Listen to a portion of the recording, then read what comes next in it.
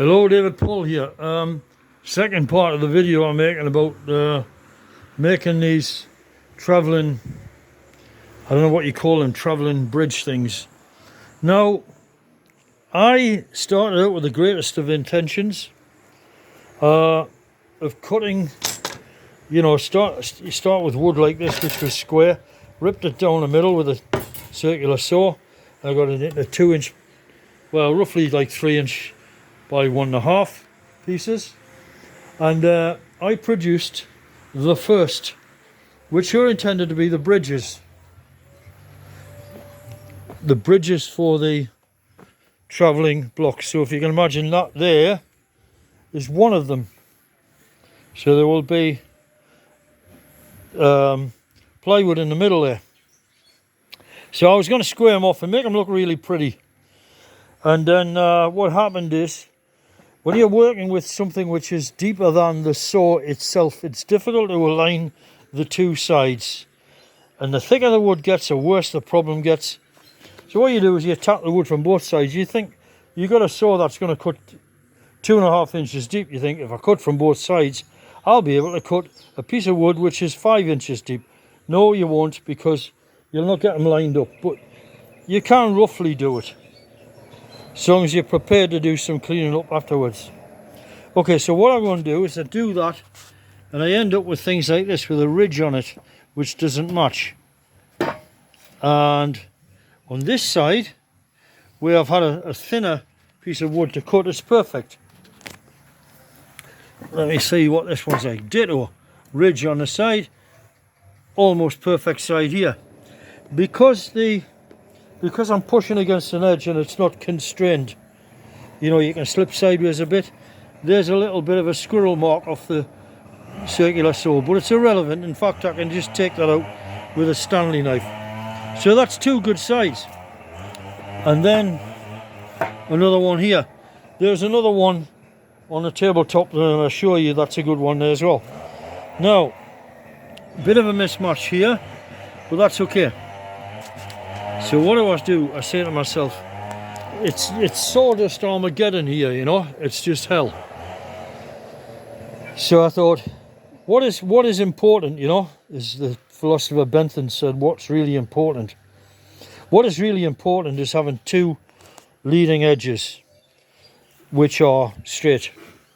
So I put P's on them, which means Pinaka Patago, Pinaka Mabuti, which means it's the best, okay? So, we are in the Philippines after all.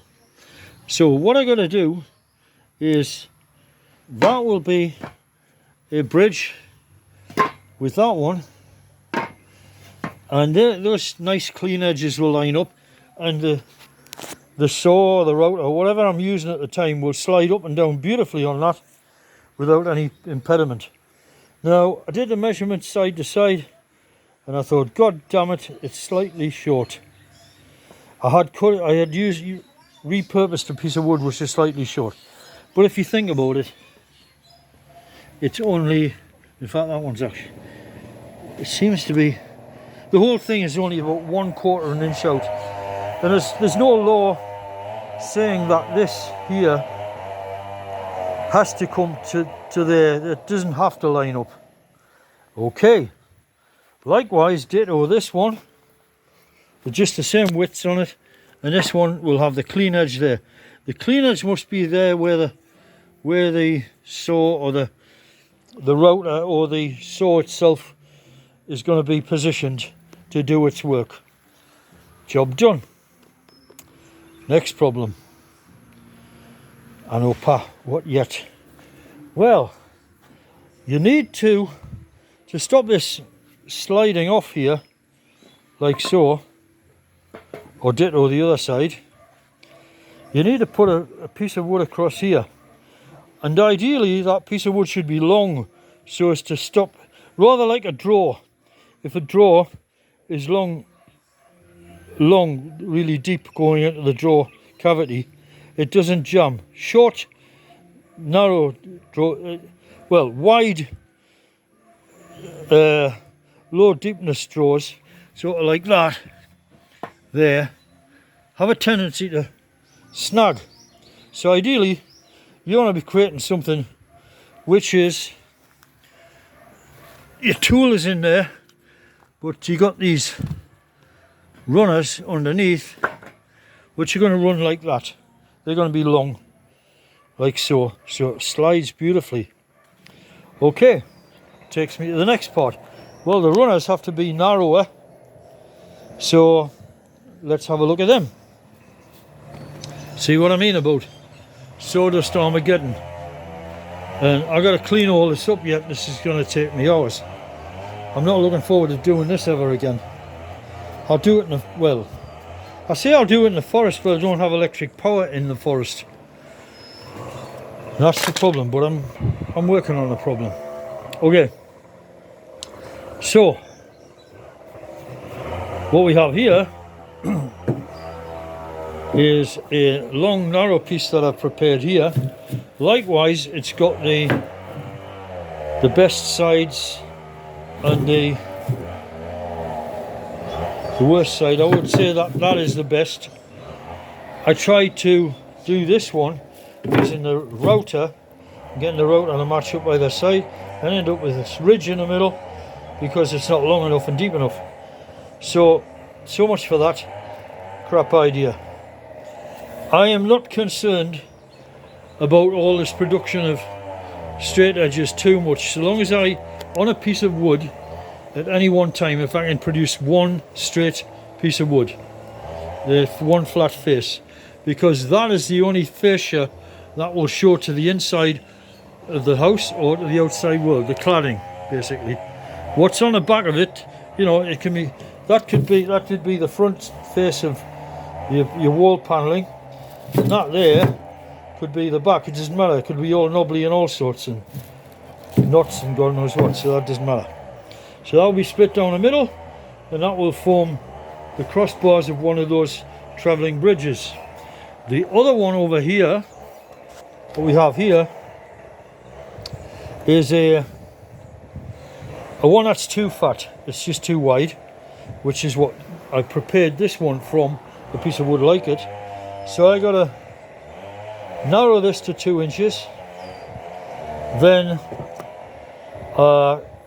in the case of both of them, I got to cut them down the middle like so to form the short pieces. Then the job is done. Then we have to put the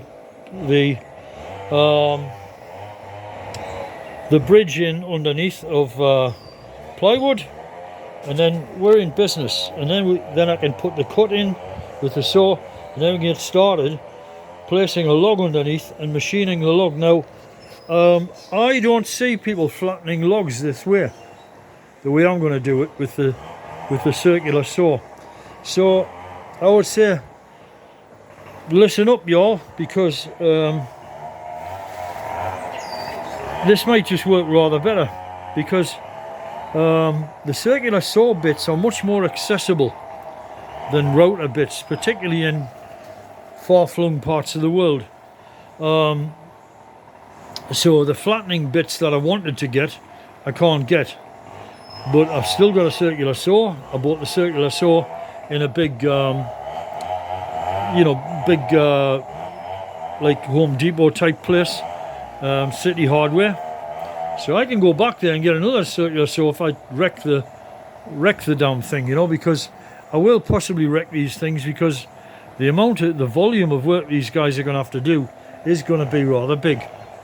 And that's it for the day. That's what I've done today, and that's where we're going today. And by tomorrow I should have these nailed up and finished. My niece there was just remarking that I've been working a long time today. I don't think they were expecting me to get stuck in. I was sitting around a lot this morning just resting, trying to get my body temperature down basically. And then that's it. So last bit to do, and then I'm done. Malapit na ako tapos. Malapit na. Yeah, malapit na tapos. I'm nearly finished. That's Atinida. See you later. Jesus be with you.